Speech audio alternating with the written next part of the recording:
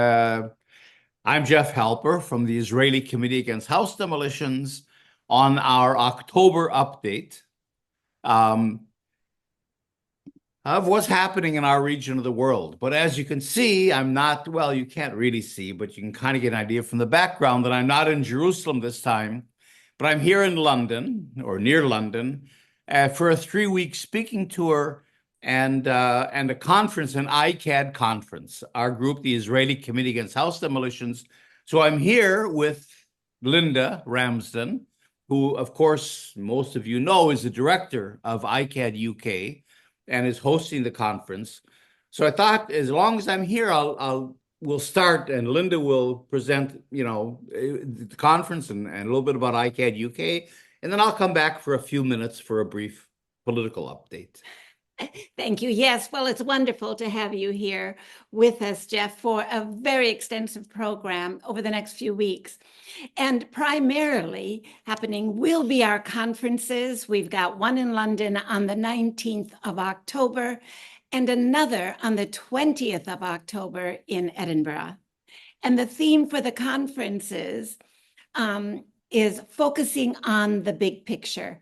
Where are we headed in Israel-Palestine?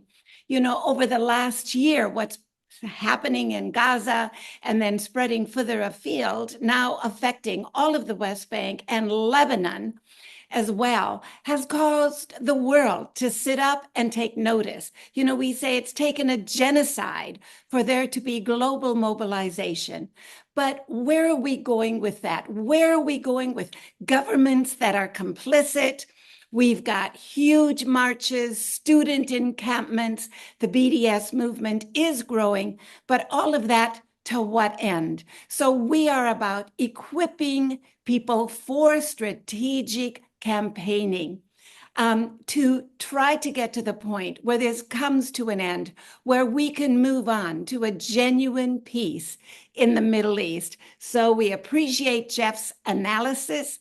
Lastly, I just want to say that, we hear time and time again the statistics of deaths, incursions, of demolitions, yes, but this conference is moving on from that. It's not just repeating that, but we've got key players in campaigning who will bring their information, their analysis, so together we can move forward. Please join us, check our website for information, and also to say that you can log in online for live streaming for the London conference. And Jeff will also be in the regions, cities as far south as Exeter and the South Coast, up to Glasgow. Please check it out. Do everything possible to join us.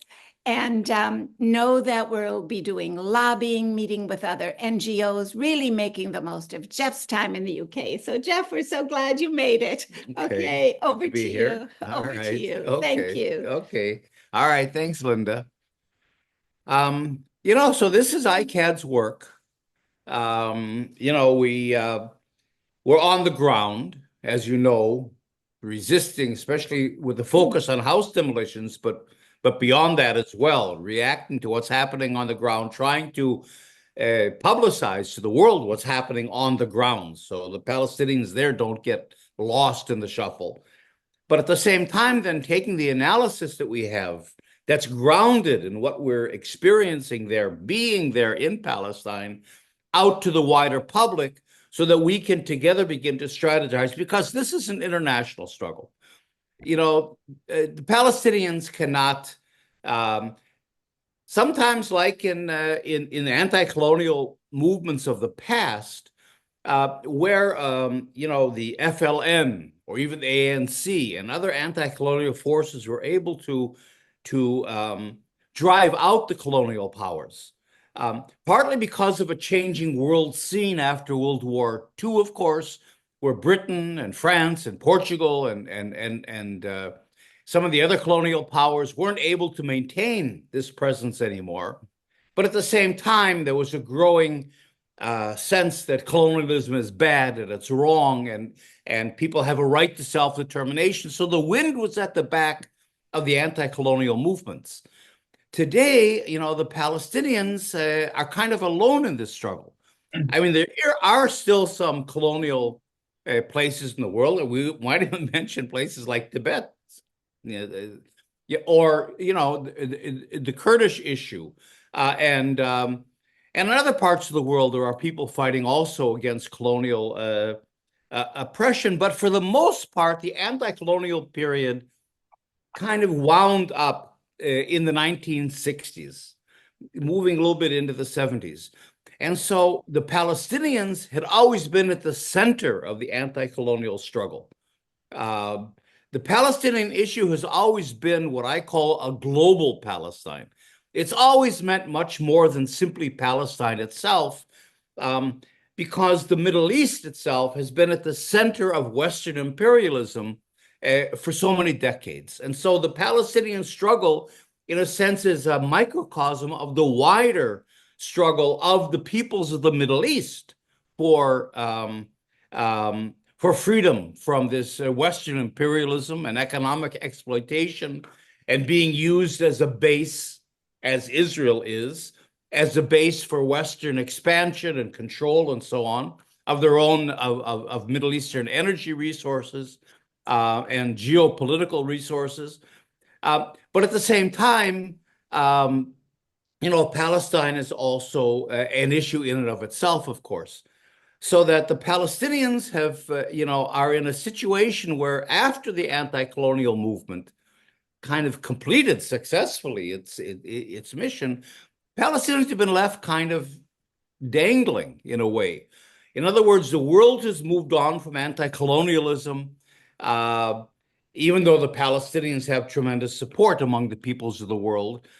And with neoliberalism coming in, and Reagan and all of that in the 70s, in a sense, and the decline of the collapse of the Soviet Union, and the decline of any alternative to neocolonial liberalism and the West, the Palestinians have almost been left alone, certainly as an active anti-colonial struggle against Western colonization, imperialism. Palestinians have kind of been left alone, and that's why, because governments are not supporting them, and since Israel is armed to the teeth, as we can see, by the United States and Europe, and in fact, as I've said in other broadcasts, the hope.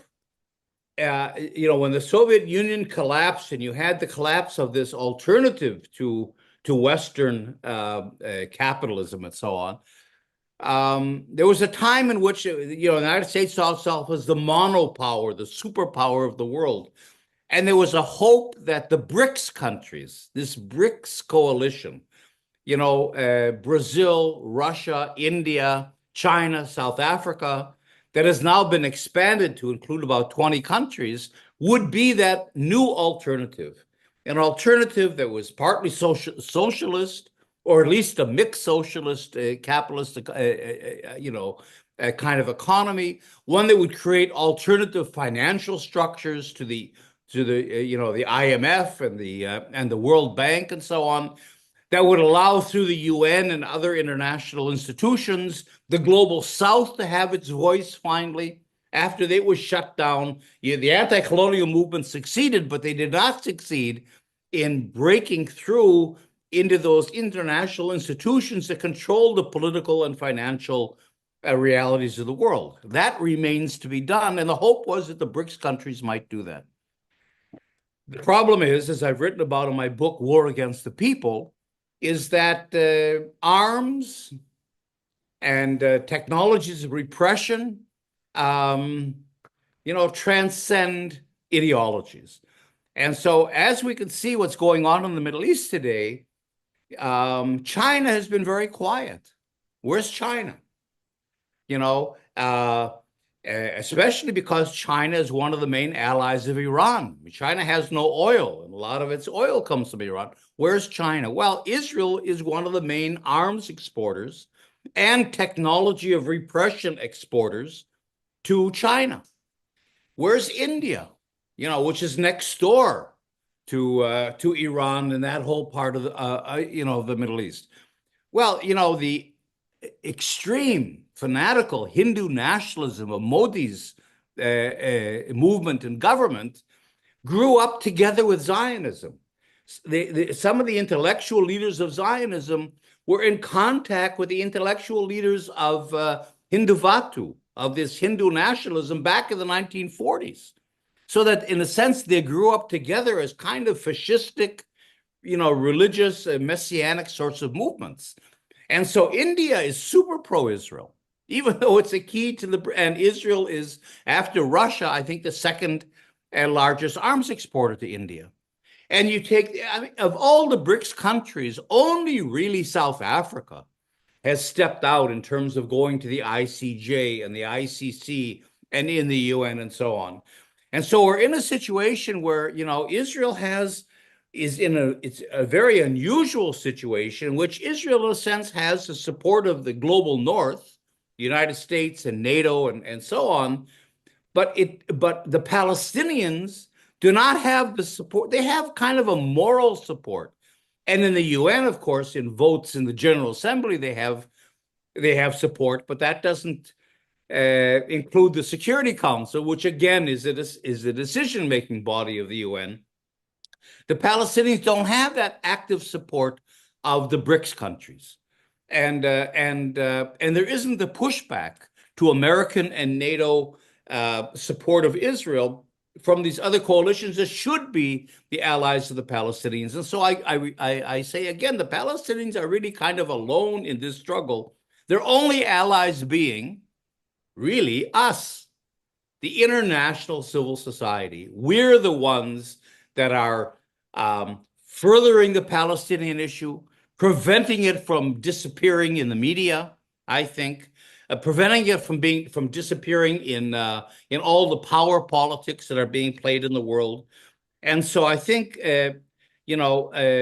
our strategy in ICAHD, together with the Palestinian organizations we work with, of working closely with all of you internationally, with all the hundreds of groups that exist all over the world, and here in the UK, some very active. I mean, almost every week you get 200,000, 300,000, 400,000 people in the streets of London. This is crucial to the Palestinian issue because in this historical moment when the Palestinians find themselves both under a siege of genocide, where Israel is on the cusp with American and Saudi help of normalizing its apartheid regime, normalizing its colonial regime and erasing the Palestinians, both as a presence in Palestine, but also as political actors.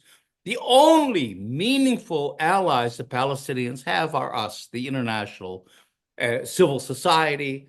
And that's why it's so important that we do these conferences and we do updates and we publish and we bring what we found from the ground to you in order to build into campaigns.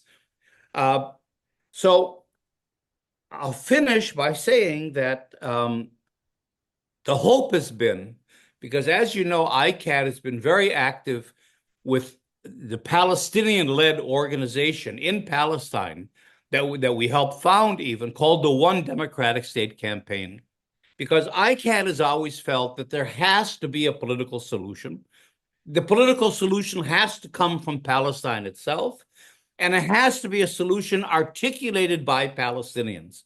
It has to read, even though you have to take an Israeli public into account in any future political scenario. I mean, there'll be 40% of the population of whatever political entity emerges in the post-colonial period.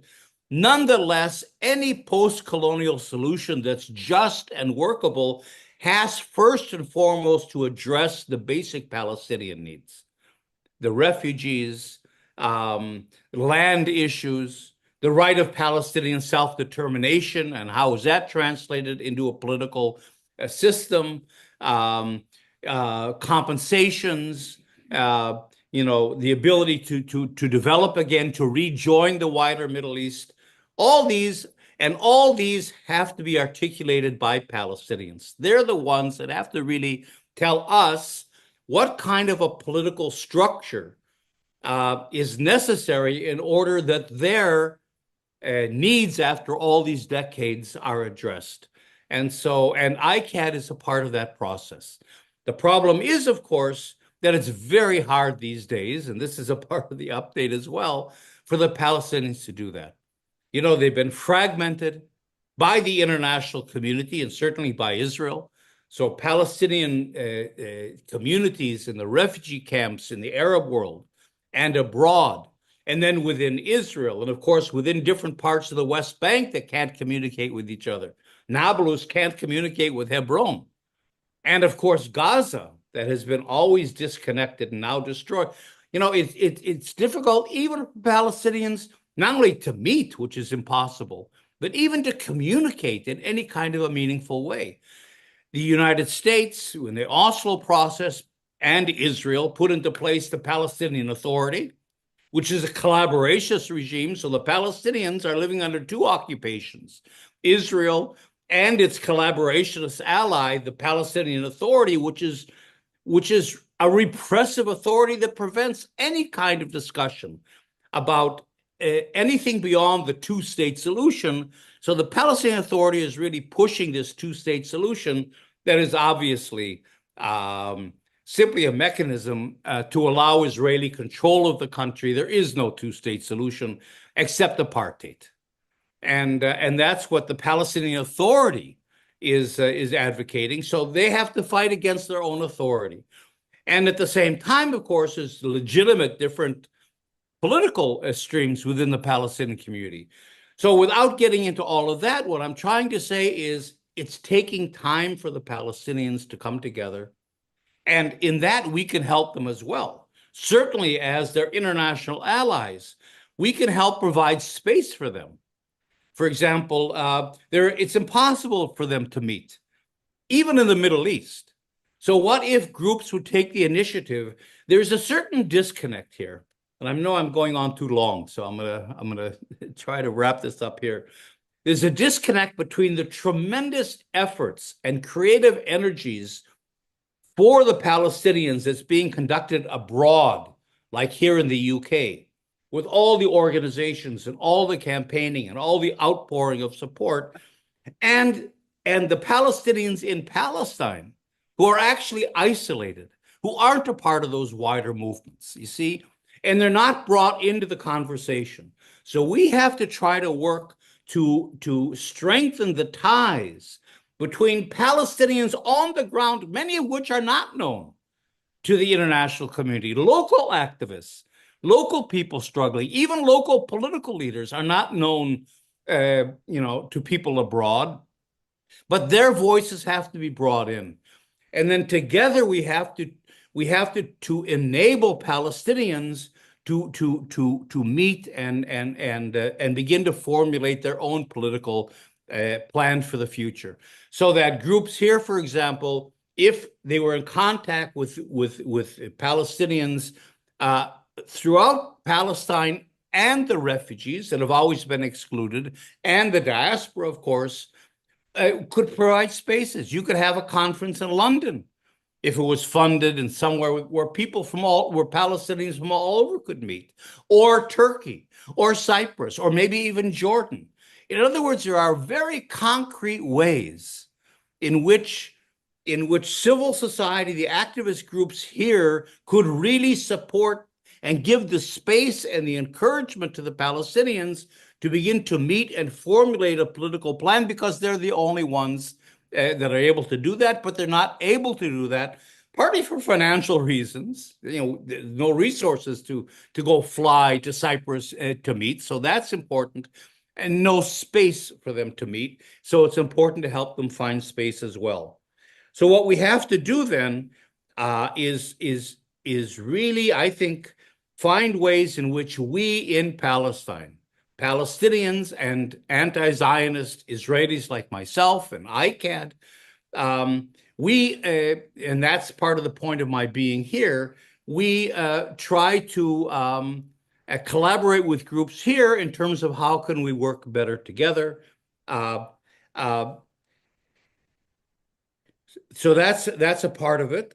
In the meantime, I think keep doing what you're doing, the BDS work, the lobbying work, the campaigning, the educational work, going out into this, keep doing all of that, keep the Palestinian issue in the eye of the governments and the public at this time of genocide in which people are trying to erase the Palestinian presence.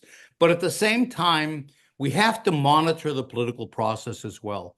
And the great danger facing the Palestinians today is this process of normalization that's being pushed by the United States and Israel and Saudi Arabia that would end up legitimizing an Israeli apartheid regime and normalizing the situation and erasing the Palestinian issue completely.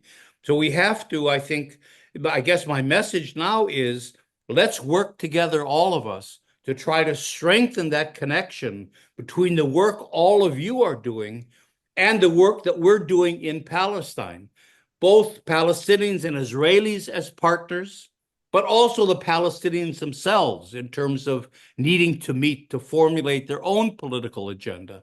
And let's work to try to strengthen that so that we can enter the political arena as a force on our own to push forward a just resolution to this issue. Sorry I went on too long, but it's complicated, and the world does not break down into sound bites. So thank you much, and I'm glad to be here in the UK for 3 weeks, traveling the country, and I'm hoping to do some good political work while I'm here. So we'll talk in November. Bye.